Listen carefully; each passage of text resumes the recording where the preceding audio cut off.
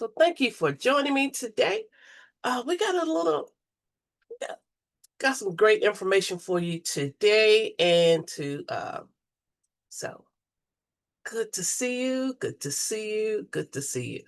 All right, so we got a brief agenda, but we will have NASA from Tech Rise talk today, celebrate 250, and then I do have a few legislative and state plan updates for you. Not state plan, but rule text updates for you this morning. But as you know, how we're doing this morning. Hopefully everyone is well. Hopefully y'all are doing okay.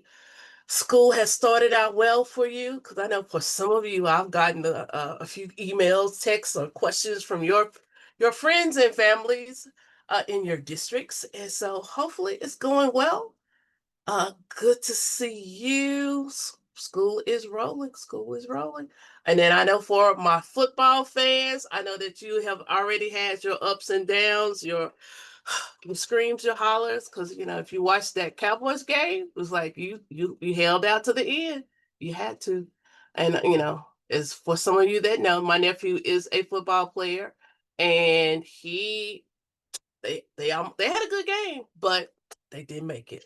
So the Dolphins are still working, still working. So, all right. So, hopefully, we are doing well today, and we are going to get rolling. So, as you know, I always start out with our state definition. And so, we are looking for those gifted and talented students that show potential or have the potential to, who are performing at, or shows the potential for performing at a remarkably high level of accomplishment when compared to others of the same age, experience, or environment. So they exhibit those capabilities in the intellectual, creative, or artistic way. And then also they have an unusual capacity for leadership.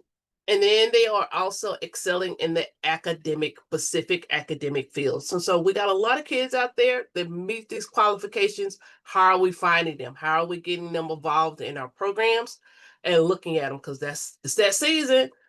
And so, but once we get them there, how are they demonstrating our goal of performance? What are they doing? Are they demonstrating those skills of self-directed learning, thinking, research, and communication?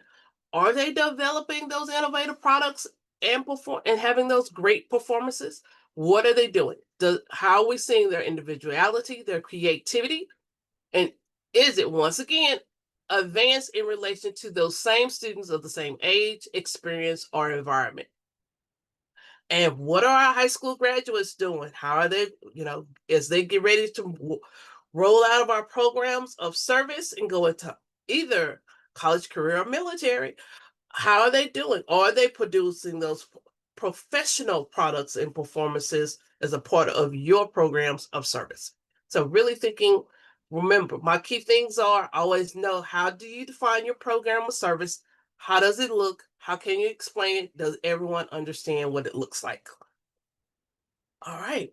And I know my friend and my one of my coworkers here in the work of gifted ed is on this morning. I think it's Kristen. I don't remember see if I saw Paulina join on. But I know Kristen Graham is here this morning. Kristen. Thank you so much, Monica. Paulina couldn't hop on this morning, but you got me. Welcome We're back. always happy to have you. Yeah.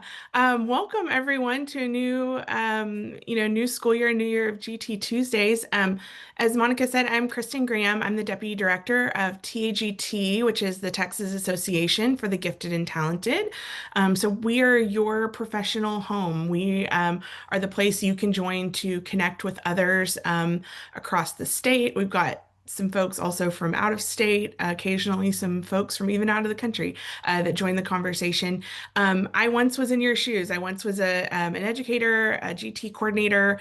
I was listening in on these GT Tuesdays, trying to, do better at my job, right? Like we're all trying to do and do better for our GT kids. And I came on staff with TAGT about 3 years ago.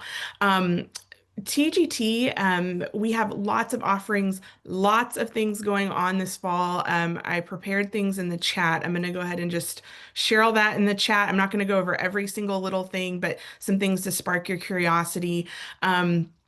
So, biggest thing I want to talk about and lead with is our annual conference that's coming up in December, the week after Thanksgiving.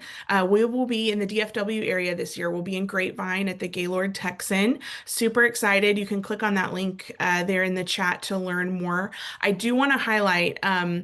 If you're someone, whether you've been to Gift Ed or haven't been to Gift Ed, one of the highlights of the event happens usually on Thursday afternoon around 4 o'clock, 4:30, led by Brian Housen. He leads this amazing session called Speed Geeking. And what that is presenters have 5 minutes each. They have one big idea. It's super high energy, super fun. Some of you on this call may have participated in presenting in Speed Geeking before. Those proposals for Speed Geeking are open. Our normal breakout sessions are all filled and scheduled and all that, and you'll be getting more information soon. But our Speed Geeking proposals are open. So if you go to the link there, maybe someone you know that's coming to Gift Ed, maybe you're bringing a teacher, someone else on your team wants to share a resource, a tip, a strategy, literally anything that can be shared about in 5 minutes or less and taken back to be implemented. Back in your school district the following Monday. That's what Speed Geeking is all about. There's a little video on the Speed Geeking page from Brian himself telling you more. It's a quick form to fill out. I just wanted to let y'all know about that and especially be thinking about who you might be bringing with you. Our early bird deadline for registration for Gift Ed is coming up September 26th. It's a Friday, a couple weeks from now. So be getting your group together, be thinking about it, get your stuff organized, get your registrations in. We're super excited about Gift Ed as always. Monica will be there. Monica will have a couple of sessions at Gift Ed. You get to see her live and in person, along with lots of other great speakers. You can start to click around on the website and see some more information. You might check out the summit that's happening on Tuesday afternoon. So, especially if you're one that's maybe driving in from out of the DFW area, Andy McNair is doing a great summit. You can go to the summit webpage on the website there. She's also got a little video there talking about what that's going to be about. Super exciting. Also, she has a whole new like little haircut and color going on, but you can only see it if you watch the video. So you might go check it out. Anyway, so that's Gift Ed in a nutshell. So be sure to check that out. Be making your plans, getting your team together, figuring out who all is going to come. I also did want to mention that today at 1 o'clock, we're going to be recording this, but there's a free webinar about changes that you need to know about the ACT, and it's kind of GT adjacent there. Sheila Griffith is going to be leading that. So if you want to register for that Zoom, it's completely free, really open to anyone. Feel free to click that link there in the chat and join there. We'll post the recording, but if you want to join live today or send that to someone else in your district to learn about what you need to know about any updates to the ACT, you can join there. It's kind of a last call. We have a book study this fall with Dr. Matt Zakreski. He's a great friend of TAGT, but also a great thought leader, an expert in neurodiversity and gifted students. He'll also be at Gift Ed, but he's the author of the book, The Neurodiversity Playbook, and we have a book study that's being led by him. It's virtual. The sessions will also be recorded, so if you want to engage live or anytime, you can consider registering for that book study series if you're looking to learn more about TUI and neurodiverse students and how to serve them well. I really recommend this, especially for teachers, those working with students in the classroom, or if you wanted to think about joining yourself and maybe do kind of train some others in your district on what you learned or share out. Another free opportunity is next week, a week from today, on September 23rd. Dr. Matt Zakreski, is also going to be leading our free parent webinar. You can click that link to learn more about it, but he's talking about when you've got a household, when you've got one gifted kid and one kid maybe that didn't qualify for gifted services. What do you do in a household when you've got kids of all different ability levels? What do you do with them? So this is a great opportunity for you to host an event maybe at your campus. Maybe you're like, well, Kristen, a week's notice is a little late for me to organize something. No worries. We record this. You can actually go to that website. We've got like, I don't know, like 15 parent webinar recordings at this point. So if you wanted to plan a community night, on your campus or district somewhere, all you have to do is you don't even have to log into anything. You just click the link and hit play, and you've got high quality learning available for you and your parents and community members. And there's even discussion guides available with those. So you've got real like on a silver platter opportunity to host a great night to engage with parents and community members and talk about the needs of gifted kids. So if next week's webinar isn't one that you can make happen, you can also just look at that whole bank and plan something for later on anytime. They're living for you, free to access. And then last plug I want to make is for our new coordinator boot camp. This was a live event that happened on August 1st, but we do have the recordings available. So if you're interested in that, if you're sitting on this call and you're like, all this is new to me, I just happened to stumble upon this link and made it here today, and you're still trying to find your true north and figure out, which way is up and down. I personally, I was that person in 2017 when I first started my first GT coordinator position, and the person before me left like quick, fast, in a hurry, and I was at this point in the year still trying to sort through file folders, trying to figure out who were the GT kids. So I don't know if that's your story or if that's where you sit. Hopefully, you're in better shape than I was. But this is a really great opportunity to find out like, okay, what is truly most important that I need to know right now to help me in getting through my first year, second year, third, whatever, wherever you are in trying to calibrate yourself to get off on the right foot and make sure that you're doing the right things. That's a great opportunity there. So that's some of the stuff we've got going on. You might notice we have a new website. When you go to log in to register for things, you might have to reset your password. Sorry for that, but otherwise it should be a fairly easy login experience. If you're having any troubles at all, just call us, email us, reach out to us. We'll get back to you really quickly and get any issues resolved. But so far it's been a pretty good experience for most people. But we hope to see you, whether it's on a webinar, at Gift Ed, book study, whatever the case may be. We hope to see you around this fall, and I'll be here checking in every couple weeks if Monica will still have us. So thank you, Monica, for giving me a little time and space here. Oh, you're welcome. And yes, you are welcome back.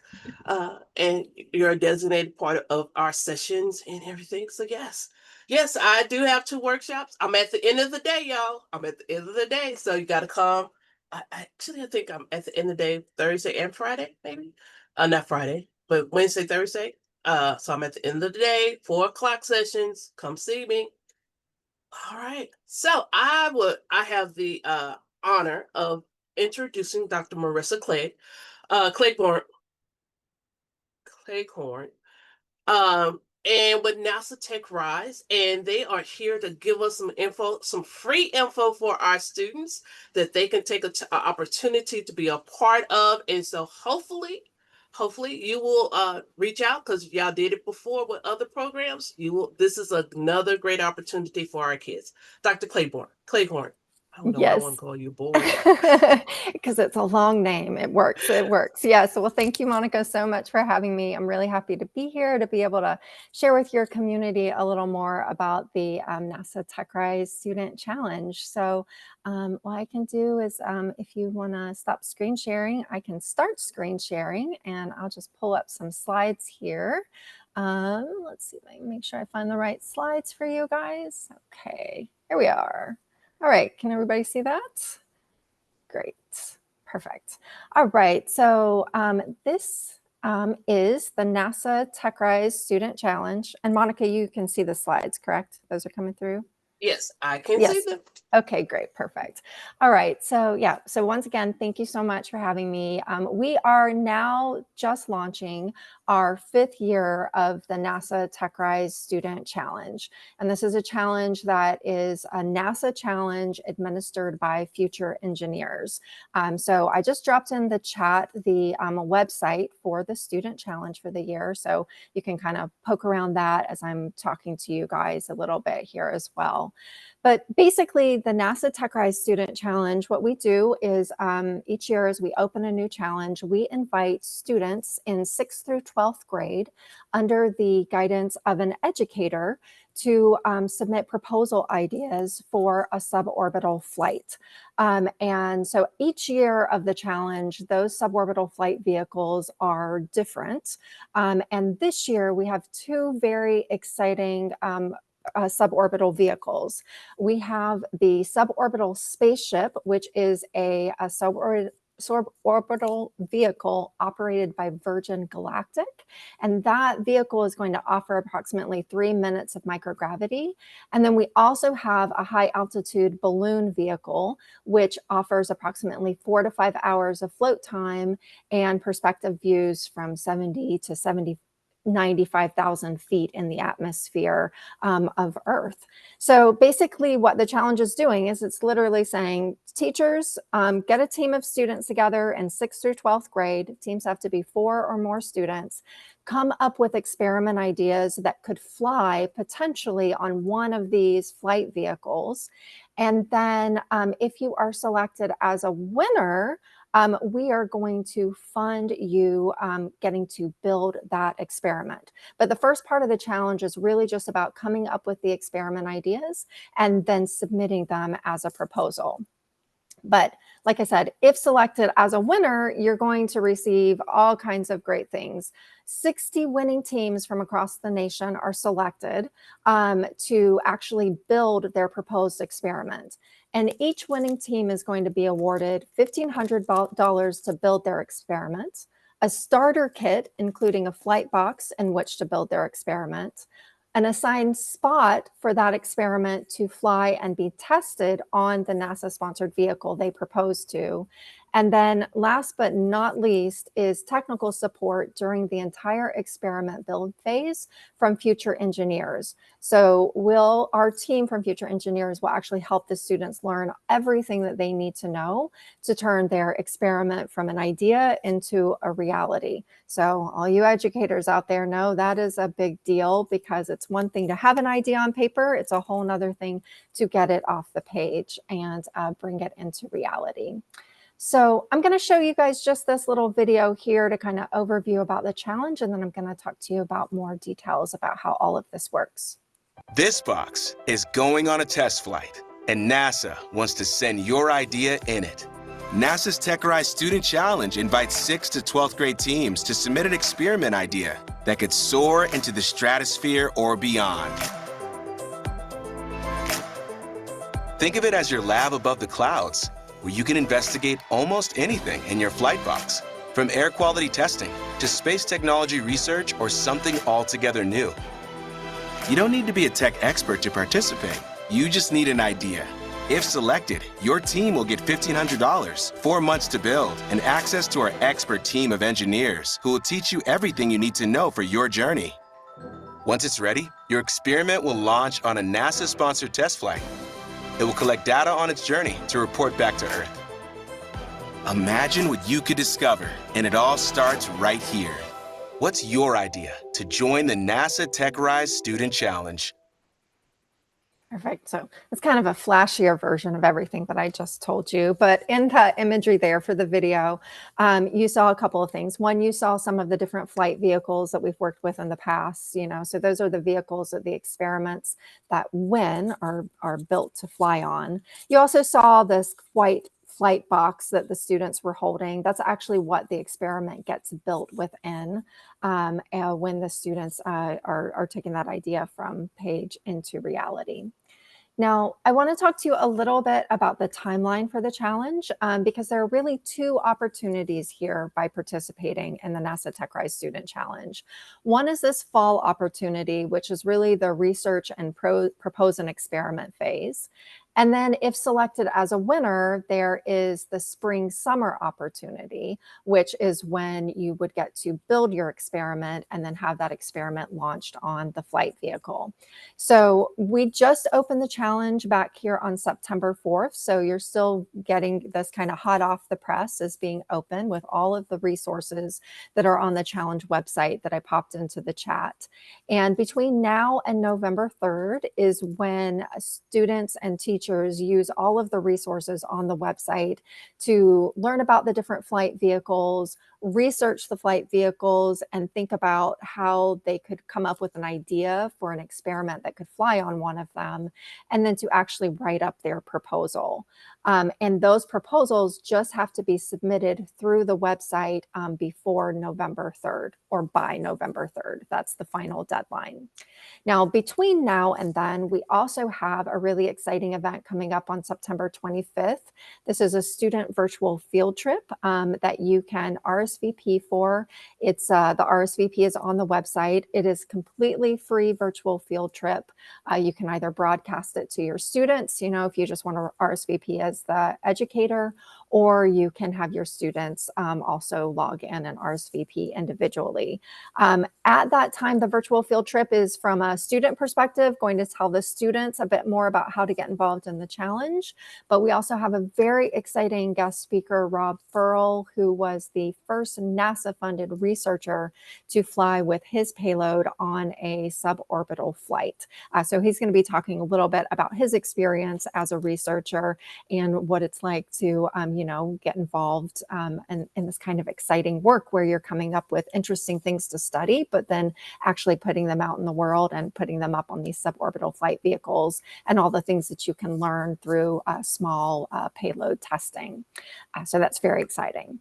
So this fall opportunity, regardless of becoming a winner, what we are hearing from teachers that have participated in the challenge in the past is a really phenomenal learning experience for their students, because regardless of winning, the students learn about the flight vehicles, they learn, you know, about the research process, proposal writing process, right? So you're engaging a lot of academic skills there. They're also, because they're working in teams, they are having to collaborate with one another, share ideas, you know, and get those ideas onto the page for that proposal.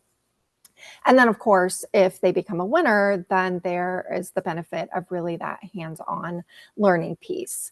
And so that's really here on this slide. I just talk a bit more about benefits of participating, is really that it is a multi-step program, right? It's a multi-step challenge. Whether you're a winner or not, there's a lot to learn.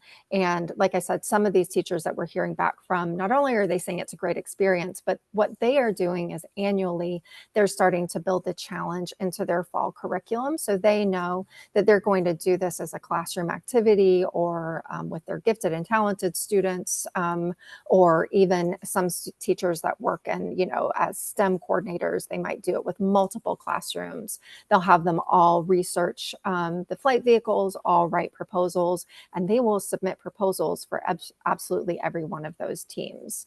And then, of course, if they become a winner, there is the really hands-on experiential part of this, because as they become a winner, they're getting that funding so that they can buy all of the components that they need to actually build their experiment and bring it to fruition. They are working in a bit of a open-ended experiment idea. This is not something that we have given to them and said, you know, build this. This is an idea that they have proposed. It will be an idea that would have been judged and selected as a winner, right? And then now they would have the technical guidance to guide that design, perfect that design, and help them learn all of the technical skills that they need to be able to actually put that into existence on a commercially operated flight. So they have to meet the same technical specifications as any researcher flying on a commercially operated flight. And that's why we provide all that support and guidance for them.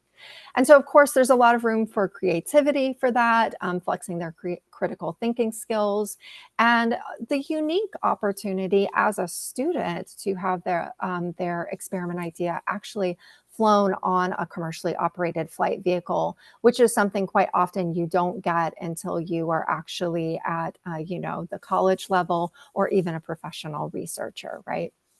So some of the pictures you see here on the slide are some of the students, working with those hands-on components that they'd be learning to build with, wire with, code with, if they are selected as a winner. And then also too, I'll just give you a little bit of a sneak peek into launch day. So those winners, once again, once they complete their builds in the spring, we take those builds back, we make sure they're checked out for flight, and we work with the flight provider to get them integrated on the vehicle. So you'll see here on the slide in the upper left-hand corner, there are all these white boxes kind of in a circular ring.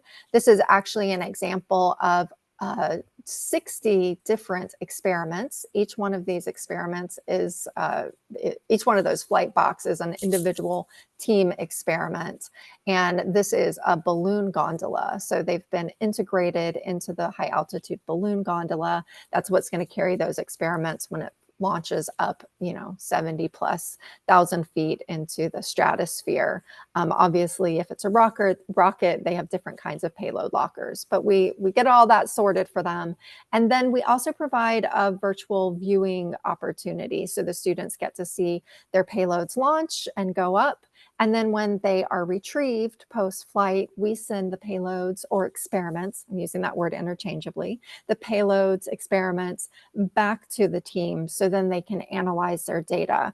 So if selected as a winner from start to end, they go through a full cycle of proposing, actually getting their proposal funded, working with technical engineering mentors to learn all the technical skills they need to build it.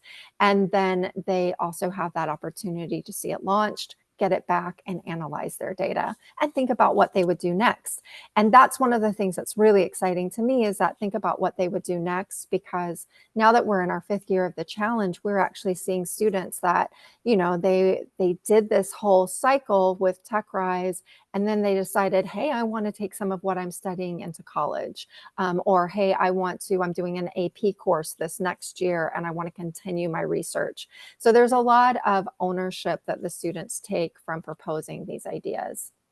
Now, another important element of this is obviously the support provided to teachers, because we always say, you need no experience as a student to participate in this. All you have to do is write that proposal. We're going to teach you everything you need if you get selected as a winner.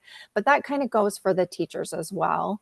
And I'm just going to take a moment here to share a video with you that is a teacher testimonial for some of the teachers that we have worked with in the past. TechRise has been an unbelievable experience for all of my students who have participated in it. One of the things that surprised me about the TechRise program was just how well organized it is. It really makes the job of the teacher mentor a lot easier. The depth of the support was really astonishing. I was very nervous when I first got it because of my background not having that much strength in engineering, but everything was already produced. Like, they had support structures for them along every part of the way. The TechRise project models a real-life project in that it has finite deadlines, and the students are required to stay on track. I've been able to be fairly hands-off of almost everything. The program is very well thought out, very well organized, very well designed. They must have had some teachers helping with those lesson plans, because the fingerprints of like a really experienced educator were all over it. You don't have to be a science teacher to be an effective mentor because of the support you receive. The TechRise engineer mentor helps the kids with all of the technical issues that they are encountering. I felt very supported in doing this for my kids. I wasn't out there on a limb. I wasn't trying something for the first time that I was having to develop and worrying that my kids weren't supported. The mentors don't need to understand 3D design or how to do CAD or how to do soldering. That all is part of the program. They have the equipment that's been sent to them. That giant prize box had so many fun toys in it. I mean, there's not a lot of times that you really get to hand a kid a project that is more than you could do yourself and say, yeah, you'll be fine. I'll see you on the other side. NASA really does have our back on this project. I would definitely encourage other teachers to apply to TechRise and get involved. I have already told a bunch of people that they should have their kids apply. It's great. It's really rewarding. If their students win, it's an unbeatable experience for the students to be able to work on an experiment and see it go up into the atmosphere. I promise we didn't tell those teachers what to say. Those were just interviews. It's completely unscripted. And I just like to share it because we really do want to encourage you to understand that whether this is something you would be sharing with a specific group of students or sharing out with other educators in your community to get their kids involved with, it's very important to us to reduce barriers to entry. And so really we want people to know this beginning phase is really about using the resources on the website to get that proposal written. And then if selected as a winner, we are going to take you through the rest of the journey. And on the same front is that if you happen to have students or educators that do have experience with some of the technical skills they would need to do this program eventually, that's great as well. Like we look at where you're at and we take you to the next level with that learning curve for building that payload. I'm going to take just about 2 more minutes or so here, Monica, to go through how people get started with this. So basically what you would want to do to get involved is go to that website I put in the chat, futureengineers.org/NASA TechRise. At the top of that website, there is a button to sign up as an educator. That'll gives you access to the dashboard, which is where you would submit student proposals when you're ready. Then basically what you're going to do is you're just going to follow along that website, and that website outlines some key information. It reminds everybody that you need to form a team. That team has to have at least 1 educator and 4 or more students, all from the same school. It does not have to be 1 team. You can form as many teams as you want, and you can submit as many proposals as you want. You can also submit proposals for multiple flight vehicles, but only 1 proposal from the school can be selected as a winner. Then you're going to want to review the proposal example and template. So we give you a specific template that you use with your students for them to write the proposal. It asks some very basic questions, the how, what, and why of what they want to do. And really important to know is in that how section of how their experiment would work, we provide examples of different kinds of components that they would use that they can write about in their proposal. They do not actually need to know how to use those components at this phase in the program. They just need to write about it conceptually. So for instance, I'd use a microcontroller as the brains of my experiment, and I might use a camera to, view what's going on, and an atmospheric, sensor to collect X, Y, and Z kind of data, right? So they're just writing about that theoretically. Then once they do that, they're going to go through step 3 on the website, which is where they look at all the challenge resources to learn about the flight vehicles. And in step 4, we give them more resources to actually guide their planning of that experiment. Then they finalize it, and then you just submit that proposal for them no later than November 3rd of this year. And I will just throw out, this is a national competition, but it is actually judged at a per state level. So you are only competing against other proposals submitted in the state of Texas. And so there's a really great chance for you to win.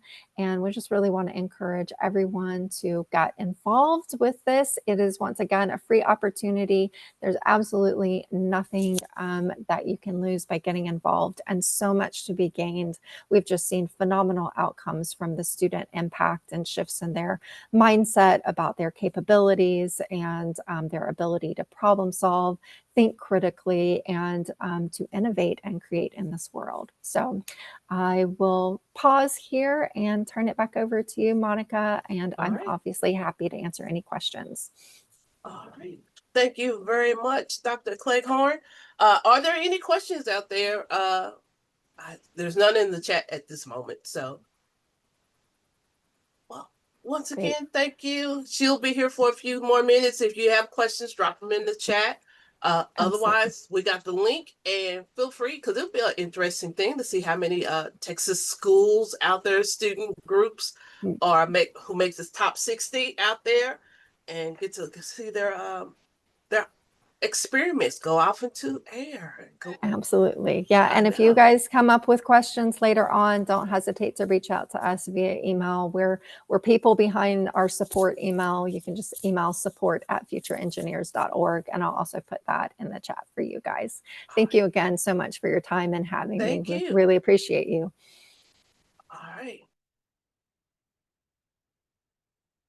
All right. So we're going from the new atmosphere, the new world of our space and, what's happening out there, to back to celebrating America 250 years.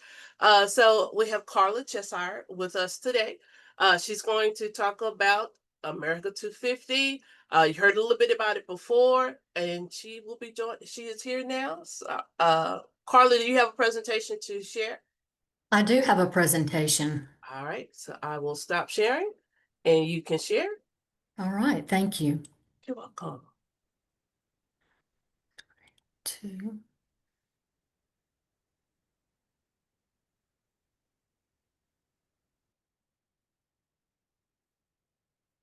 Okay, can you see it, Monica? Yes, I can see it. Perfect. Hello, everyone. Thank you, Monica, for having me back again. I know that there are several of you. I recognize your faces and names from last spring whenever Pat Hardy and I joined to share information about Texas America 250. And so I appreciate the opportunity to share again and also to share with the new ones that are here today. Many of you know that next July 4th, our nation will celebrate the 250th anniversary of the signing of our Declaration of Independence. The time between now and this historic milestone is an opportunity to reflect on our nation's past, honor the contributions of all Americans, and look ahead toward the future. This is a national celebration, but the national organization, America 250, asked each individual state to come up with their own celebrations in their communities and cities. And so Governor Abbott created a committee to promote the celebration in Texas. And this committee will provide support to organizers of the events. Pat Hardy is one of the committee members. She couldn't be with us today.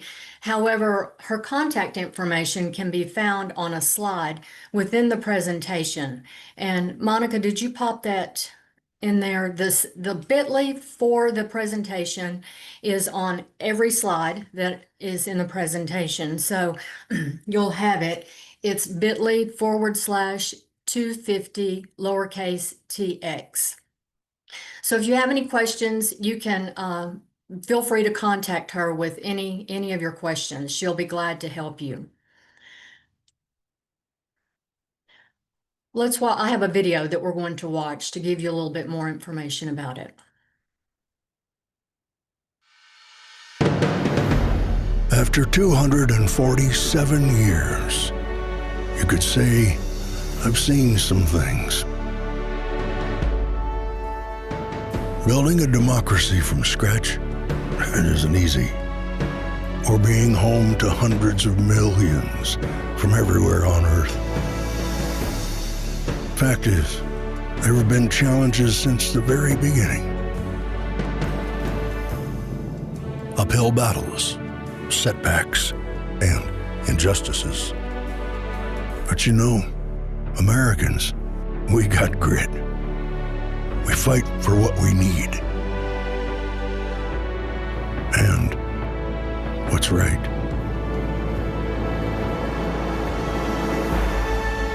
What we want for the next generation. We take care of each other when it gets rough. We inspire each other. Innovate together. Get the job done. And create so much opportunity. Heck, that's probably why folks have been inspired to come here for so long. And now, we've got a pretty big anniversary coming up. The big 250. So, in honor of that, We're launching America's Invitation, a chance to share your thoughts on our past, the heroes you love, and your dreams for the road ahead. Because your dreams will be our future. Your story is the American story.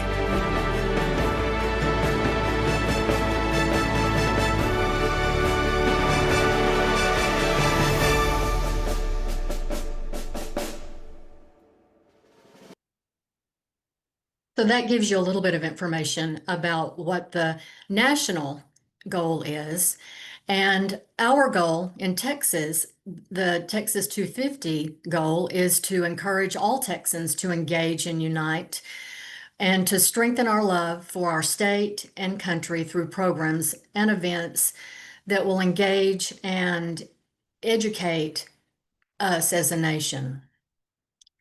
If your school or town has already planned an event, would you pop that in the chat so that we can all see what you have planned already? If your school or town has not planned an event or an activity, I want to encourage you to think about how you might initiate something. These are the key goals. This is the advisory panel. I'm not going to take time to go through each one of these because you have the link to the presentation. And in respect for our time, what I want you to do is to look at some of these ideas, and then I want to go over some GT ways that we can connect this to our GT programs this year. So what are the, what can you do? You know, first of all, you can gather leadership. I think this is a great opportunity for our GT students to take on the leadership role and in their communities and design or organize some of these events. There are already lots of events planned, and if you'll see on each slide, there are links and websites that show you, that can take you to different events that are happening. There's a main website on Texas America 250, and then there's also a link on the America 250 that takes you to events. I've put some of the events up here for you just to make it easy for you to see. This one is happening in Austin at the Neil Cochran House. There's several different dates. There's different topics on each date. For this one, it is an in-person and there is a fee, but if you live in the Austin area, you might be interested in going to that one. The next one is Texas America 250 Commission meetings. Those are in Zoom and in person. And remember the committee that I told you that Governor Abbott organized or created? You are welcome to attend these meetings. They're held, I think, on Thursdays. I think all of them are on Thursdays. The next one is October 9th. And you can get more information if you attend those meetings about America 250, Texas America 250. They usually start at 11 and last about an hour. The Bullock Museum in Austin is the host. That's where they do it. And then the virtual meeting link is in this presentation, but it's also on the, if you click on the date, you'll also have that information as well.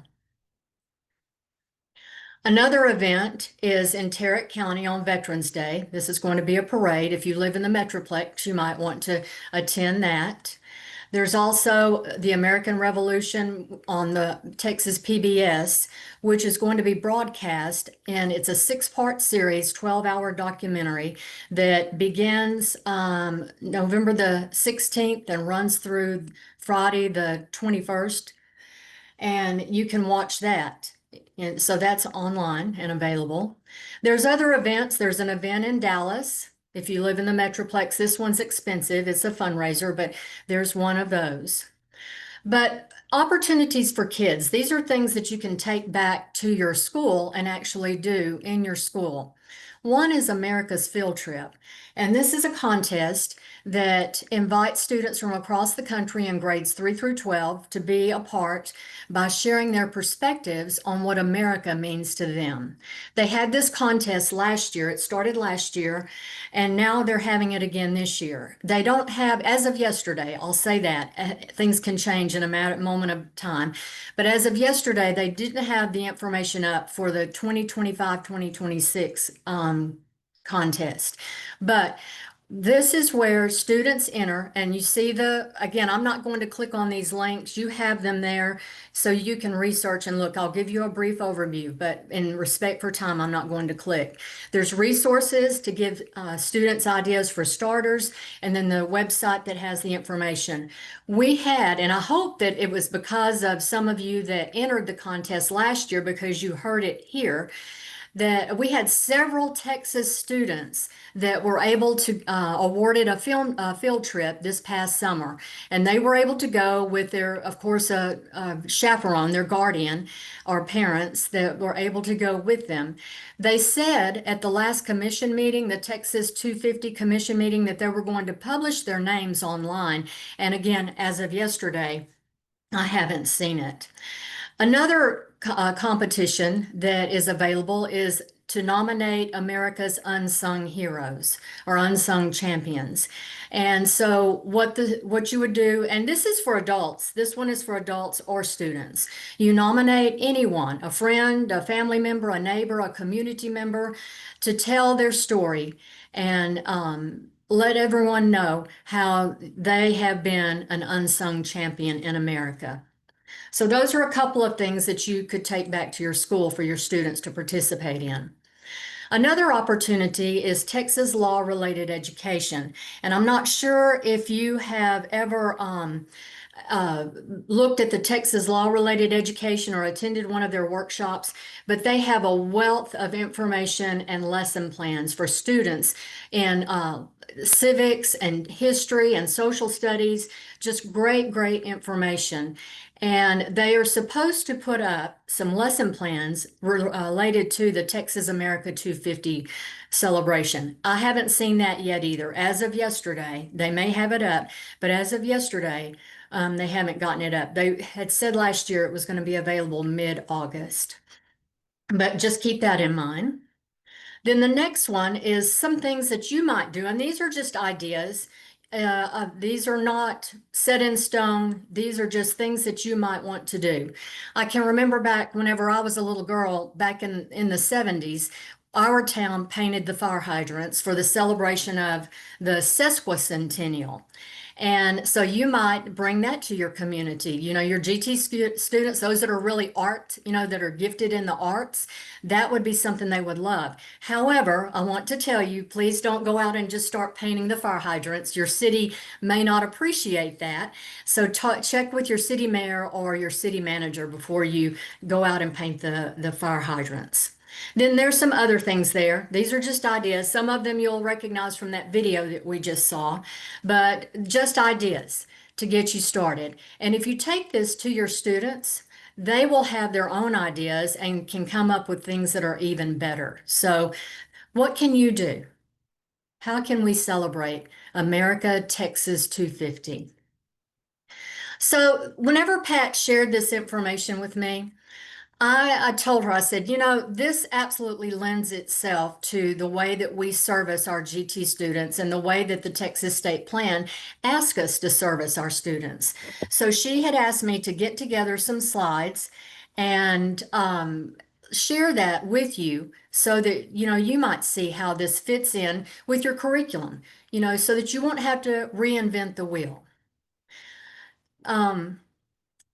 Monica shared this with us earlier, that our GT goal is that students participate in self-directed thinking, research, and communication as evidenced by the development of innovative products and performances, okay? And then she also mentioned that graduates, what are they supposed to do? This is a requirement. It's our state goal. High school students are to produce products and performances of professional quality.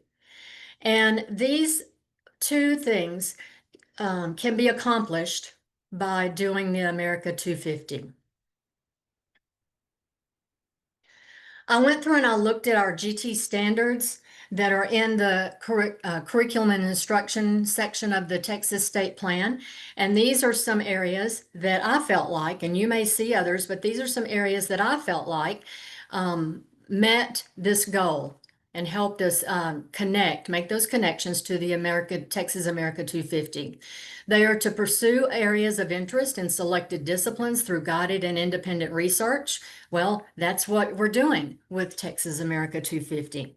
In 4.3, they are to create advanced level products and performances such as those provided through the Texas Performance Standards Project. And I'm going to be talking more about that in just a minute. But notice that it is part of the Texas Administrative Code 89.3. That's our law. This is a requirement that districts try to the best of their ability, not to the best of their ability, but that they look at and incorporate the TPSP projects into our curriculum. 4.4, participate in the Texas Performance Standards Project or other experiences that result in the development of sophisticated products and performances. Well, these advanced level products and the sophisticated products, you can be met with doing some of the Texas America 250. Another is family and community involvement. And most of you I know are very familiar with our Texas State Plan. There's the accountability standards, which all districts must do in order to be in compliance.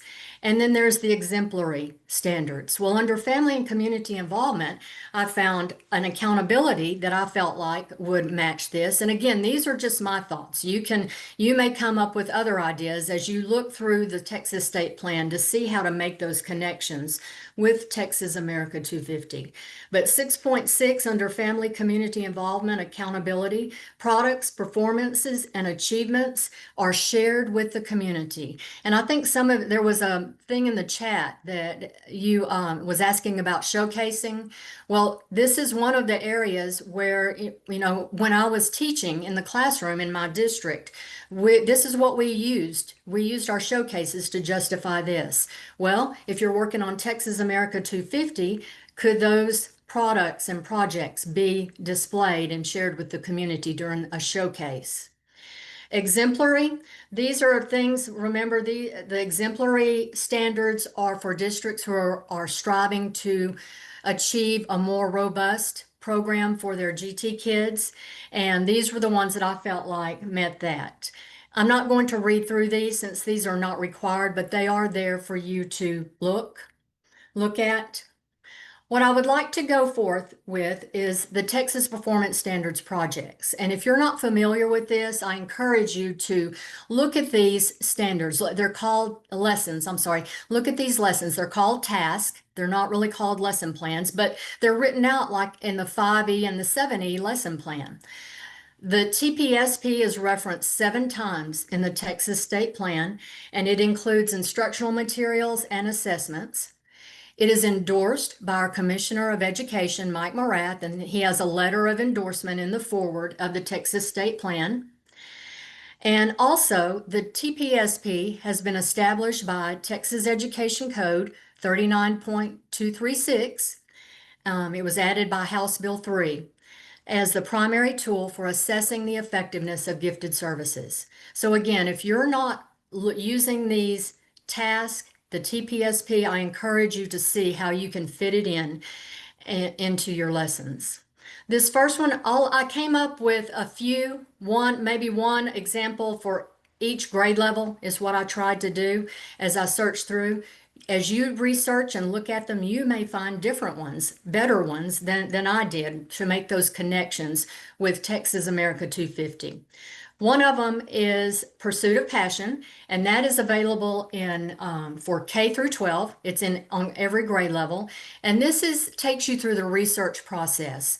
The students choose their passion and they pursue it. It's basically what it says. So they research one of their passions, and then they work through and create a product, an end product. Remember those products of professional quality. And then you can see all of these. They're in English. Some are in English and Spanish, not all of them, but these happen to be in English and Spanish. For grade 2, Who's Who, a study of biography, that's ELA and reading, but it goes along with studying the characters from the past. Grade 4, We Are Texans. This year, for this year, we will be still studying Texas history in grade 4. I'm not sure, next year we'll still be studying Texas history in grade 4, but you may want to do this in grade 3 or grade 5 next year. The TPSP tasks are all aligned with our standards, with the TEKS. And as you know, the TEKS are vertically aligned and they build on each other. So if you want to do We Are Texans or Culture Shock or a study biography, and it's not your grade level, well, you know that you can look in your grade level standards and find those that will match up and align with these specific tasks. There's one for Culture Shock for grade 6. In the description, it says country, but it could be adapted to say state, your county, or even your city,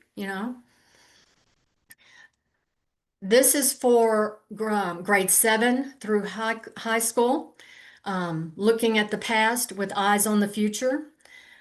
Time travel, sudden impact. This is analyzing the history of an influential contributor or group. And then local history alive. 7th and 8th grade, these two tasks are not in Spanish, but for high school, local history alive, this one is in English and in Spanish.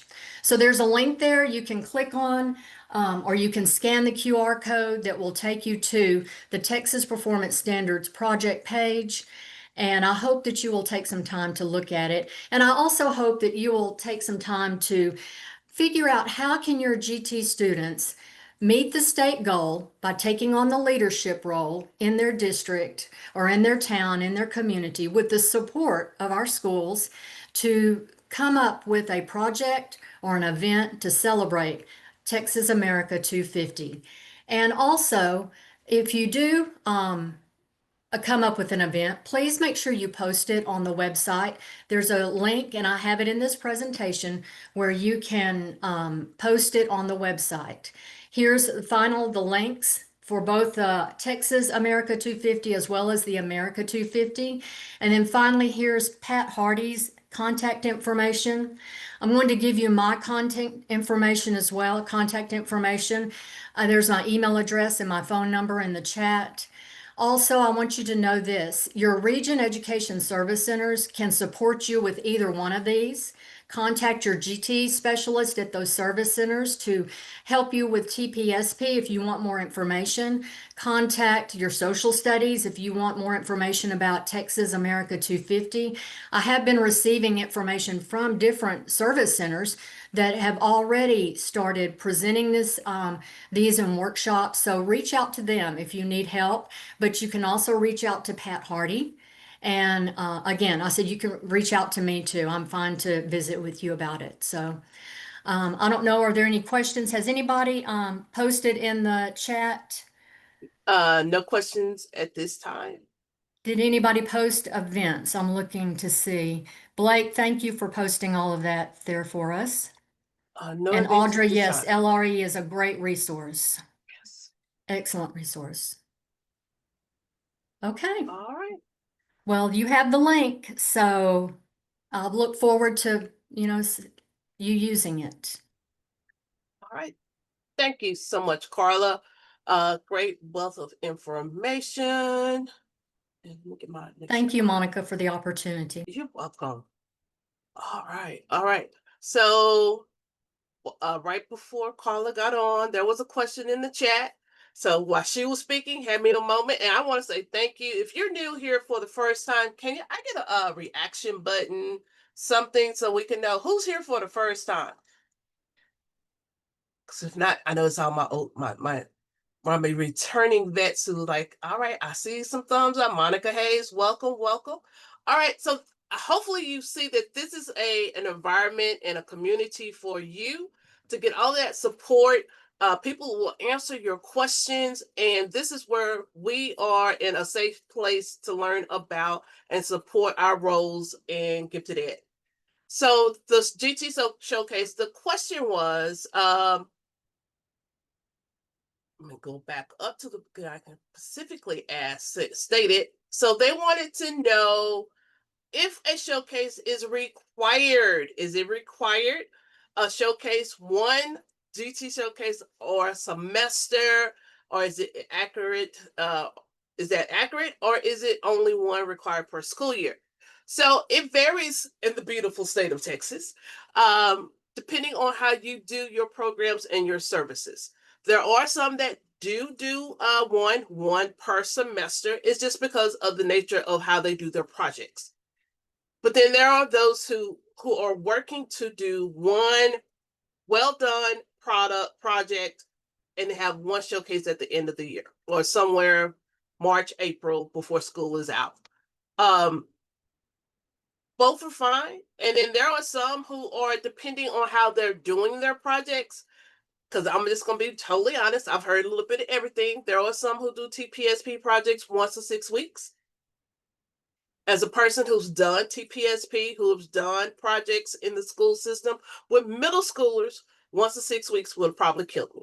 I did one that was ongoing throughout the year. I did many things, but then I did one big thing with my students where we were all doing research and coming up to those throughout the year because I needed to break it up with other projects because it was an elective for me. So that's how I did it. But there are, so as you see, if people have put it in the chat or have talked about it, so these are the two standards that kind of reflects that. That's why most will have a showcase to meet the requirements of these two standards of having it's presented to an outside audience or it's shown to an outside audience and then it is shared with the community. So that's why you will see that. So if somewhere you've read where it's required, it's probably in your own local guidelines. And that's part of those program designs. It's part of that program manual that we ask people to really think about how do you do things. So, and then I just put down some options I know I've heard. Some do a GT showcase where they show it. And then others, they just have judges by mentors or others coming in to see what the students are doing and having those one-on-one conversations. So really, it's a smaller thing, but they're bringing the community in still to see or some other educators. Then there are those who have what they call a museum or an exhibit show where kids, actually their classmates walk through the see, have those conversations and really look at it. Then some are connected with their district competitions. So it might be sometime they're doing science fair competition, they're going to be doing their showcase as a part, in conjunction with that. Then others use it as parent night, where this is why we're going to have parents come in and really go out there into that. So when was the last time the TPSP was updated? Oh, that was, I want to probably say the last time we really pulled out some new TPSP tax was probably 2016, maybe. And probably 2016 when we really had a big influx of tasks written. 2015, 2016. And so I'm gonna put it out there. So we could be talking about some more tasks. I'm gonna ask you to do it this way. See, thank you, Carla, because she was probably one of those that wrote. If you have an idea or a topic for a new TPSP task, drop it in the chat. Drop it in the chat. This is a prime time to talk about that, start thinking about that. Drop it in the chat. There was some links out there. If you would like to be a writer of a TPSP task, drop that in there. We always are really thinking about our next step and where we're going. So yes, 2016, that's a good time. So, all right. I hope that answered the question about the showcase. So it's part of it. So some kind of way, it might not be a showcase, but you are sharing with the community, you're sharing with the student bodies, but you're allowing the kids, the students to really talk about their, to perform, to talk about their products or showcase their products in some kind of way. All right. So, as you know, always a new year, things happen. So I have changed divisions. I am now a part of the Office of School Programs. I'm not a part of the Office of Student Supports and special populations and student support. I am now a part of the Office of School Programs.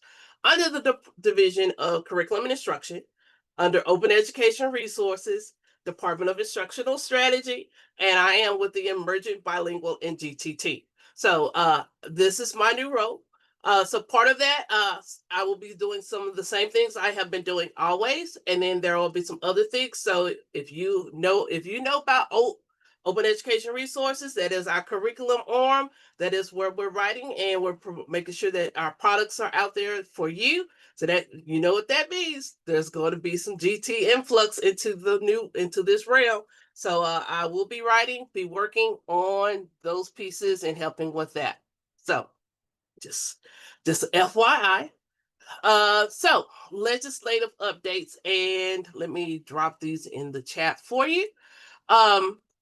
So as you know, Senate Bill 12 give a lot of information for parent rights. TA has been putting out those documents in the last couple of weeks as school went in, and that one line about gifted and talented is already there. And I want to be very clear. A lot of you had questions about the screening portion of it. Screening was not necessarily related to how we screen students. So our screening is a little bit different. So those guidelines do not affect gifted ed. Okay, so as you do your process to look at students to identify, that is already there. So your district probably has already developed a general, universal, catch-all kind of statement using these documents here. So don't stress, but it's out there. Okay.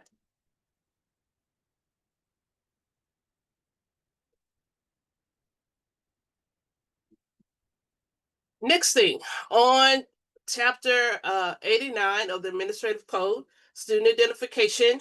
If you have been following the State Board of Education, this is a rule update so that we can be in line with federal and other state laws and guidelines. So a new additional is number 4, which will prohibit a scoring value based on race, ethnicity, sex, socioeconomic status, or disability if the selection process utilizes a matrix or threshold system. As you know, there were a few districts out there that actually give a numeric incentive, I will put it that way, for being male, female, being low SES, or being SPED, or being bilingual. So those things cannot be a part. You cannot give a scoring value anymore. You can still consider those as part of your consideration as you talk about students, as you think about students, but you cannot assign a score as a part of your matrix, as a part of your your system to review them. So when you're talking, remember, it's opening the level for a fair game. All right. The other part that we are looking at for the final selection of our students is number 5. The new 5 was the old 4. Is that your selection committee is composed of at least 3 district educators, and they also have training not just in nature needs, but also nature needs and gifted and identification. So we just update that little statement to make sure that those selection committees are putting it more, sometimes you move things up out of your standards into your rules. So it's really going to go up in there. No, it does not. So the question is, and I saw the other question, does this statute impact past identification? No, this is, it will go into effect 20 days after November. I want to say this will be in November. It's a November meeting. They will do the final vote on this. So November 10th. Oh no, not the 10th. The November meeting. Can't think about the date at the moment, but this will go open in public comment on October 10th. And it will close for public comment on November 10th. I think the state board meeting is like the 18th or something like that. So it'll be after state board that Friday, 20 days after that before it will go into effect. So pretty much around Christmas time. Before. So basically your January process. So you have until December, if this goes into knowing our state board is moving forward. So you have to December to update your matrices and your process so that you can be in the be ready for January. Okay.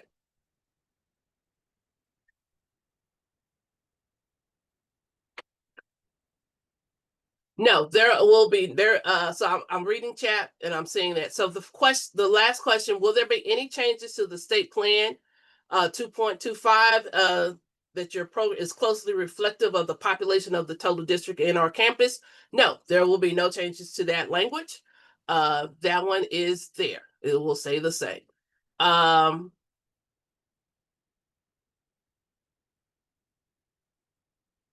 Does this require? No, actually, it does not change the requirement for your administrators over the program because it, for most of them, I think we already do have nature and needs. We do have an identification.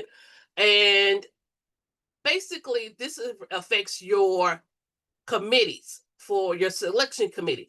Now, your training for identification, you would hopefully, I hopefully would hope that you would if you're not doing the full 6 hours of identification or nature needs, or you got a 6 hour, some kind of way of that, at least some kind of way you're talking about the measures and the tools that you're using in your district as a part of their knowledge base so that they can make best decisions. Or because otherwise you're just saying, here's some numbers in front of you, sign off. And hopefully when I'm saying, here's some numbers in front of you, sign off. Okay. Just my hope. And then I saw the question, will there be an update to the JT Equity website or replacement? There will be we are reviewing that website, and yes, we will be actually filtering some of that information over to the Texas Implementation Resource Program Resource website as we update and they'll be moving to a better platform. So as we redo that, we're going to take things from the GT Equity website and move it to that website as we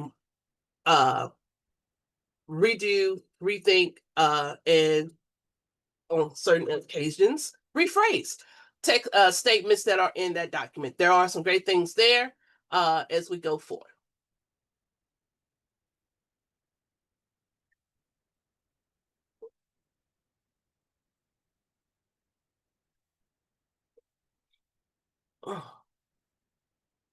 So I see your question, Hannah. That's a good question. We can update that. We can. And I'm also going to say, be very cognizant of that. Yeah, we can put that out there.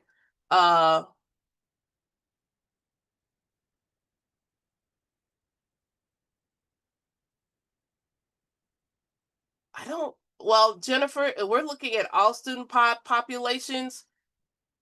And we're looking to see how close we are reflective. We're not asking you to make any special changes because for some districts, we're not even being reflective of some of all student bodies. So we're looking at how are you are you looking at your whole student body population? So if you're at 1% of your Anglo students or your Caucasian students, and you're at 40% of your, so I'll send that over to see if that's a fair question, but we'll check.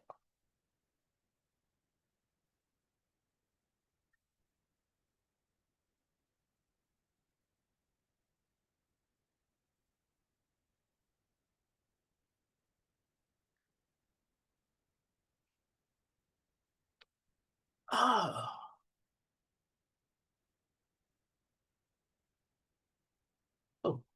Let me, so Josie, let me look on that one to get a further clarifying question. So I will look on that question to see. Okay, I got your question. I'll check on that. Yeah. Okay. Just making sure. Okay, I think I got everything of the questions. But yeah, we'll have a conversation about that. We'll bring that out. Okay, so as you know, we were planning a parent conference, and as you know, things happen and worlds change, and really thinking of our students and people's workload. So we're pivoting our conference to a parent toolkit, and then possibly another conference in conjunction with some other things later on. So September 30th, we will not be having a parent conference. So if you haven't heard, don't feel bad, like I haven't heard anything. There is nothing to announce at this moment, other than we're pivoting to a parent toolkit. I know I did announce it, so I just wanted to make sure that everyone was aware. And so that as we move forward, you won't be thinking, oh, I missed something. So we are pivoting. So any other questions out there? So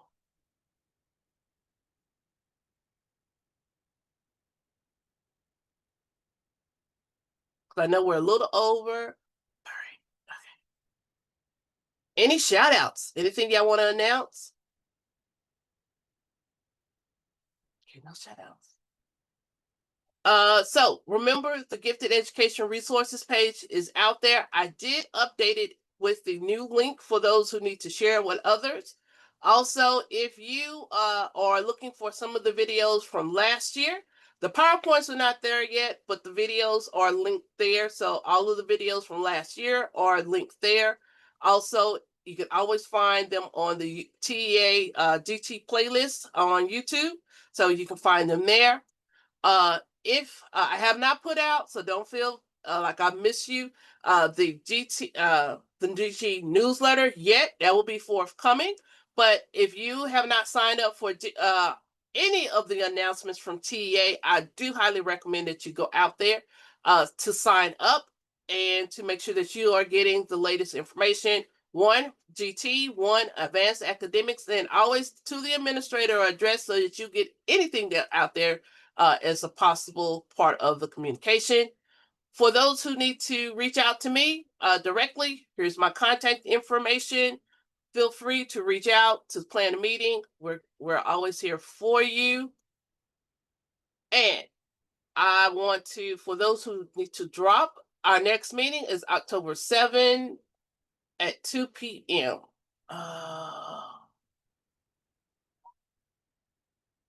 Okay, so thank you, Blake, for dropping this one. All right, for clarification, is it enough to offer opportunities for students to participate as part of services?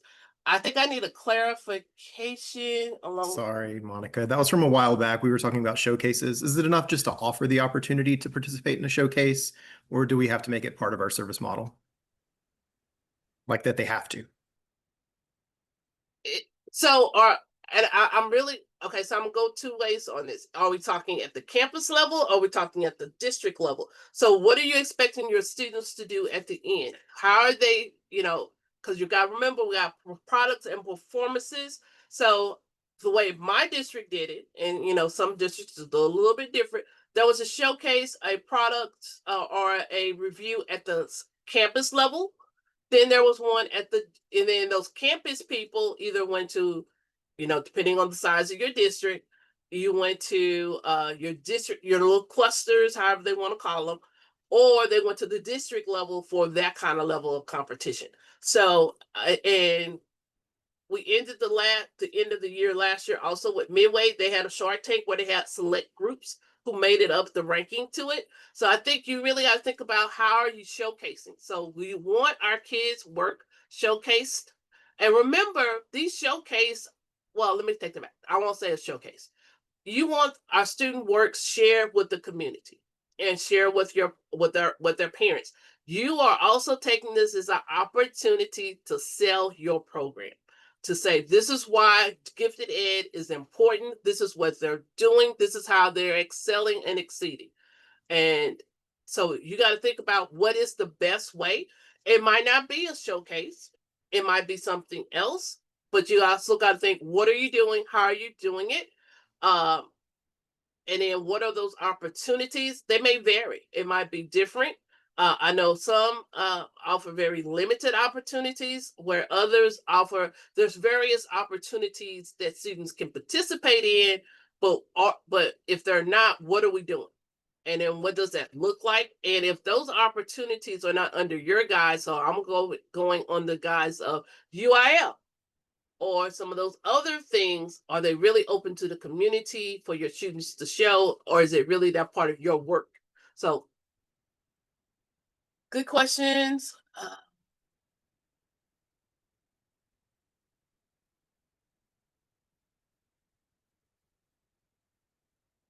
So